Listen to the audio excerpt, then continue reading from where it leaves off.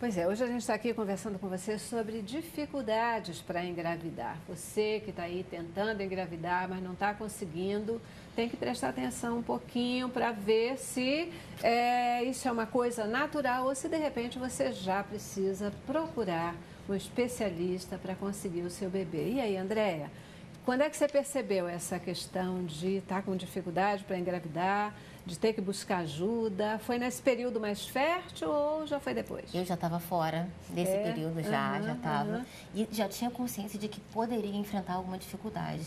Mas, até pelo que a gente conversou, as mulheres, faculdade, trabalho, curso, eu fui postergando, até que encontrei meu marido, conheci, e a gente começou a tentar. Já, mas eu tinha foi aos 33 anos já. Então, já tinha passado desse período de 18 a 25, né, que é o pico. E aí, a gente tentou por aproximadamente 1 ano e meio, naturalmente, sem nenhum acompanhamento profissional. E aí, eu percebi que já estava passando muito tempo, então poderia haver alguma dificuldade. Foi aí que a gente bateu na porta da doutora Cecília.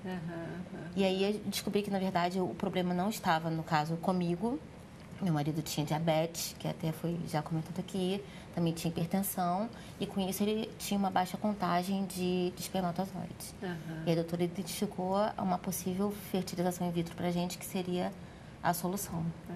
Em algum momento você teve, assim, preconceito? Você pensou 2 vezes, se sentiu envergonhada de não estar conseguindo engravidar? Porque isso acontece, né? Muitas vezes, muita gente tem preconceito, muita gente tem dificuldade de buscar um especialista. Isso aconteceu com você? Não, não tive preconceito, não.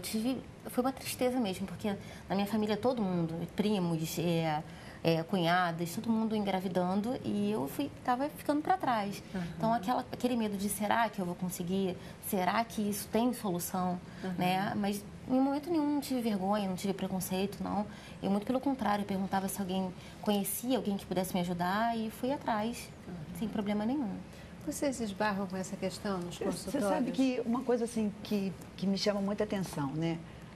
O instinto da perpetuação da espécie é um instinto isso, Celeste. Isso foi impresso no ser humano lá nos primórdios. Lá quando o mundo estava começando, em algum momento, isso entrou na nossa constituição, na nossa coisa de instinto de sobrevivência, instintos básicos de vida. E esse é considerado um instinto básico. Perpetuação da espécie. Então, as pessoas têm muita dificuldade de lidar com uma coisa que é primitiva. Né? Eu costumo chamar isso de troglodita, né? O instinto da preservação da espécie, ele é um troglodita. Ele soca o peito das mulheres. Mas, ao mesmo tempo, as mulheres têm dificuldade de lidar com isso. Por isso que envolve, às vezes, se sentir menos do que os outros, uma coisa de inferioridade, envolve uma certa vergonha, porque você sai na rua, vê um monte de gente com crianças, uma barriguda segurando uma outra criança pela mão, e você, nossa, só eu que não consigo, eu sou incapaz. Então, dá essa sensação. Mas o que as pessoas têm que entender que isso não é uma escolha, né? Isso aí acontece em função, muitas vezes, de problemas de saúde. Você acabou de comentar, né, Andréia?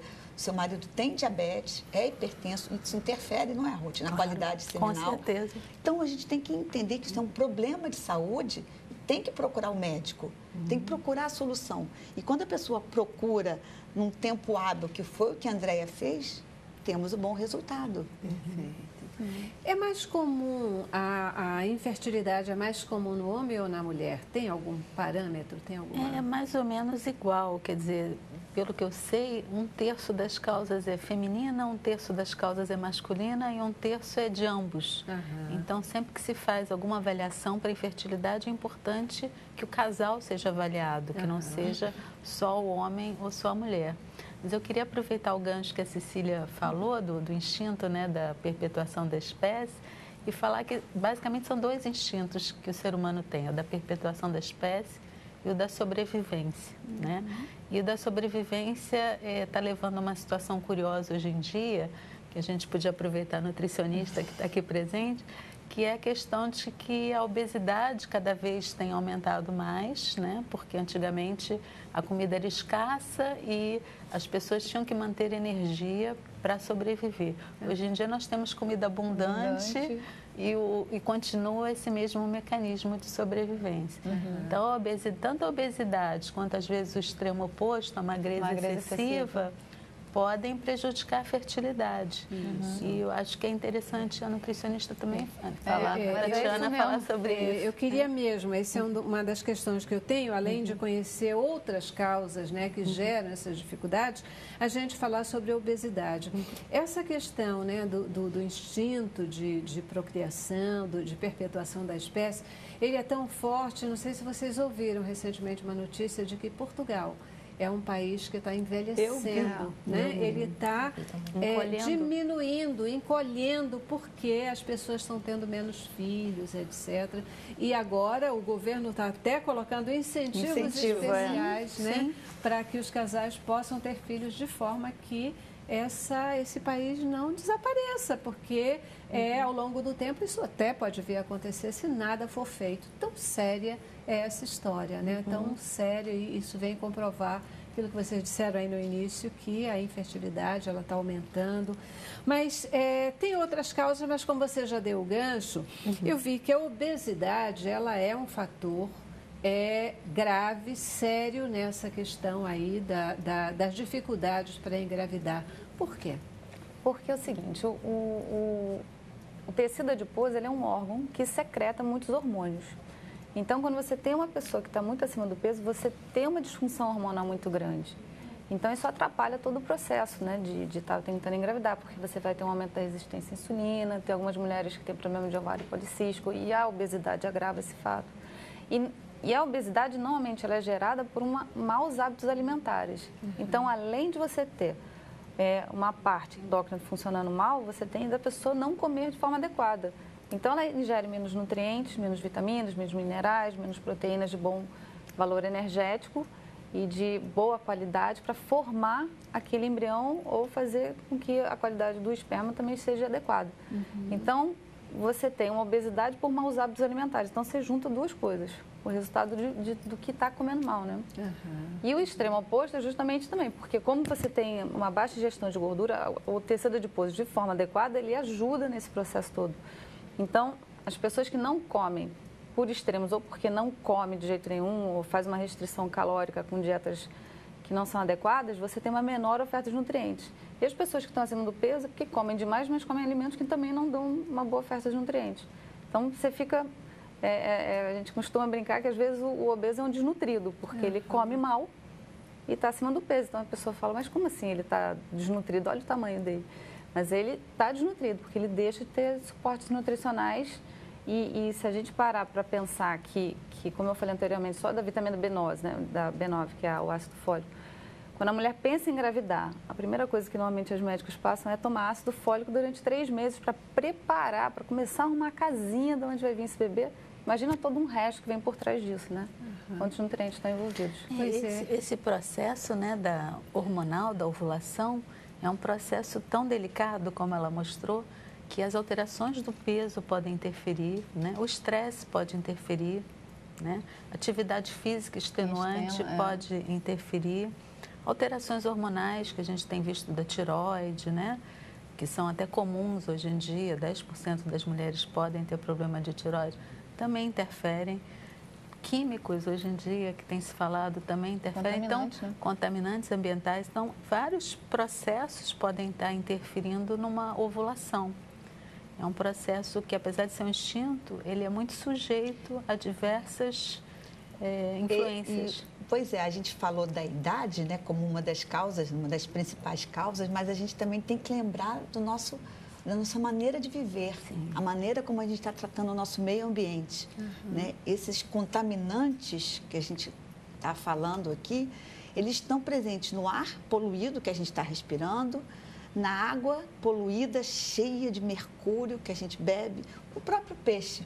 Sim. Todo mundo fala, comer peixe é saudável. Depende. Depende, porque o peixe ele vem com uma carga de mercúrio absurda, que é um metal pesado. Que está presente no mar. Está presente no mar e que atrapalha o processo da fertilidade. Né? Então, tem muita coisa em volta das chaminés, das fábricas, das indústrias, sai uma substância chamada diocina.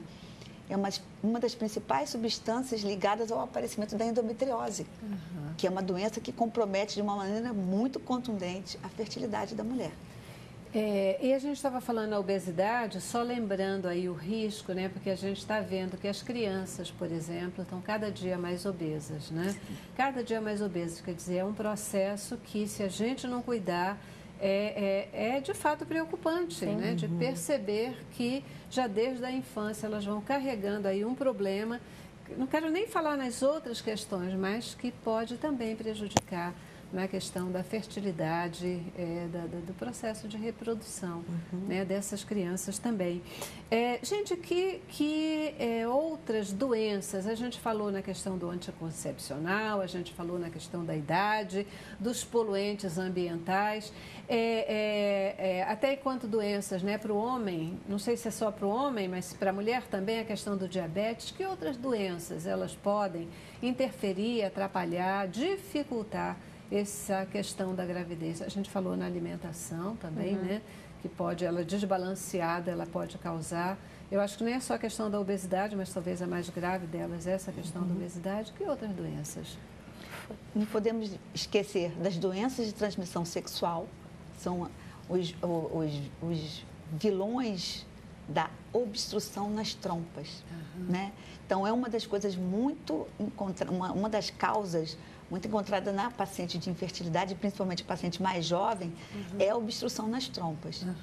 E a obstrução tubária, na maioria das vezes, está vinculada a alguma bactéria de transmissão sexual.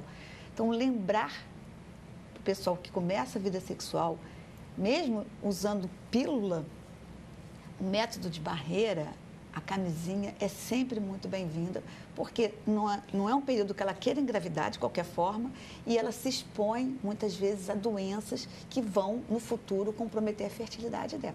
Sem dúvida. Lembrando da endometriose, que eu já comentei aqui, até hoje a gente não sabe exatamente a causa da endometriose, mas uma das coisas é poluentes, como a diocina, que eu falei, né? Tem que lembrar, por exemplo, o hipotiroidismo.